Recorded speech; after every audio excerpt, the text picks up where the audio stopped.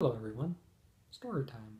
I used to work in the admissions office of a particular university.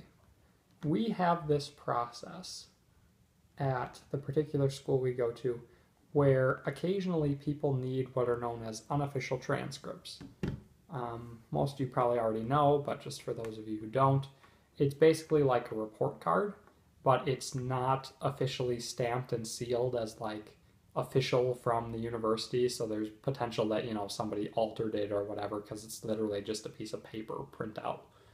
But it's good for like places like insurance will sometimes ask to see if you have good grades, they give you better rates, or it's just generally like proof that you are attending school. There's a couple of uses why you have to have them. But anyway, what our procedure was at school for getting these unofficial transcripts is you had to fill out a form. You could either fill it out in person or online and just email it in or whatever. And then when you fill out the form, you basically have to sign it and say, yes, I'm accepting these transcripts. And the caveat to all this is the only person who the unofficial transcripts are allowed to be delivered to is the student themselves.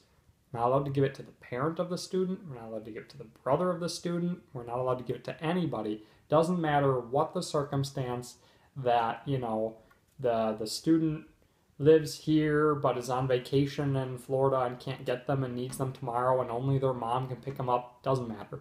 Not allowed to give it to anybody but the student. So anyway, one day I'm working the phone.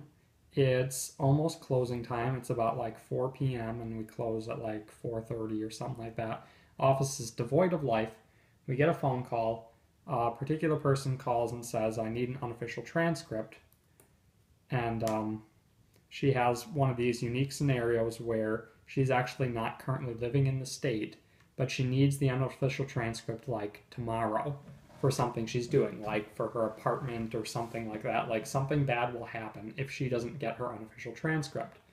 And so I tell her, well, I can fax you the form, you can sign it, you can drop it in, you can fax it back to us, and then we'll have it available to pick up, the next day. And what she says is, well, that's no good because she needs it like immediately. We weren't allowed to email it to him because it might not be the person we're sending it to. We can only give it to the person. That was the deal. So the only thing we could do with them is I think we could mail them, but we had to mail it to their name on the envelope, which I mean is probably a loophole because anybody could actually be opening the envelope, but at least at least they're committing mail fraud then, which is better, I suppose. But so anyway, getting back to my story. What happened is, for one reason or another, this girl wasn't able to actually pick her thing up and she needed it like immediately. But she told me she had a twin sister. And her story was like really sad, really convincing that she really needed it. It was unforeseen circumstances. It wasn't her fault. She wasn't actually like, waiting to the last minute or anything. She just learned she needed this like today. And, she learned she needed it today and she needed it tomorrow for something. Otherwise, all sorts of bad stuff would happen. So I had compassion for her because I legitimately believed her story.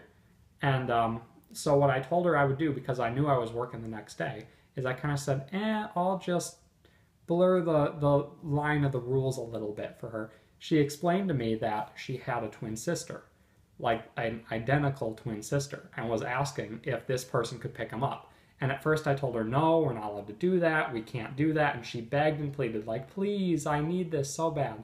And so I told her, because again, the office was devoid of life. I was the last person in there. I told her, it is breaking the rules, but I will make an exception for you. Just have your sister come in, have your sister say, I am you. I need to pick up my transcripts and, just grab the envelope, walk out the door, don't do anything else, don't make a scene, anything like that. Everything will be fine. I explained this in great detail to her, the same way I've explained it to you now, that if she claims she is her sister, they will not give them to you and you will not be getting them. And then they're going to be on alert and they're going to make sure to like check your ID next time or something because they're going to write on it, tried to pick it up from somebody else.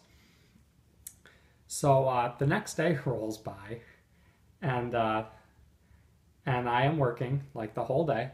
and I see someone come in, kind of sounds like, you kind of get a feel for what somebody might sort of look like based off of their voice on the phone, a little bit, just the age and kind of the way they talk. Somebody comes in almost to like closing time, and I kind of get the feeling like this is probably my person.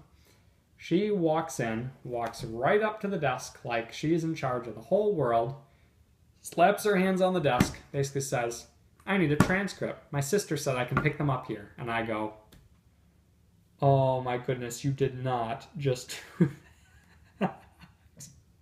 My boss is standing right next to me. And she basically lays out for her everything I laid out for her twin sister last night. You can't have it. Only she can get it. You're not going to get it from us. There's nothing we can do. Sorry, so sad, too bad. And she goes on a rant and rave about how the person that her sister talked to on the phone last night told her she could do it and told her this would all be okay and all I had to do was come in and get it. I'm going, you are so dumb. Did you not hear what I said to you? Oh my goodness. She ruined it for her sister. And the only good thing that came out of that is for the life of her, she could not remember my name. She kept saying Greg told her to do it. I was like, thank goodness nobody named Greg has ever worked here as long as I've been here. Oh, that was incredible. But some people are ridiculous and cannot follow simple instructions to save their life. That's my story. If you ever get good grace and favor from somebody working in a job like that, my advice is to listen, pay attention, and just be polite and friendly and kind and do what you have to do. But don't cheat. That's wrong. Cheating is wrong. All right. That's my public service announcement for the day. Have a nice day or night or whatever it is, wherever you are. Bye.